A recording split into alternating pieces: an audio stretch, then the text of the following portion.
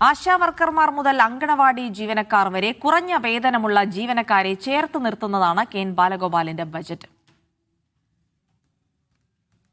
രണ്ടാം പിണറായി സർക്കാരിനെ ഏറ്റവും കൂടുതൽ പ്രതിരോധത്തിൽ നിർത്തിയതായിരുന്നു ആശാവർക്കർമാരുടെ സമരം. നിയമസഭാ തെരഞ്ഞെടുപ്പ് അടുത്ത് നിൽക്കെ ആശാവർക്കർമാരുടെ ഓണറേറിയത്തിൽ 1000 രൂപയുടെ വർധനവാണ് സർക്കാർ പ്രഖ്യാപിച്ചത്.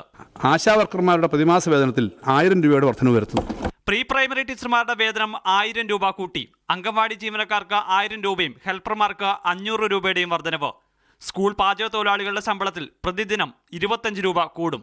പ്രീ പ്രൈമറി ടീച്ചർമാരുടെയും അംഗൻവാടി ജീവനക്കാരുടെയും പാചക തൊഴിലാളികളുടെയും ശമ്പള വർധനവിൽ ഏകദേശം 14,500 കോടി രൂപയാണ് സർക്കാരിന് അധികമായി ചെലവഴിക്കേണ്ടി വരിക. ഇതോടൊപ്പമാണ് ആശാവർക്കർമാരുടെ ഓണറേറിയത്തിലുള്ള വർധനവും. മീഡിയ 1 തിരുവനന്തപുരം.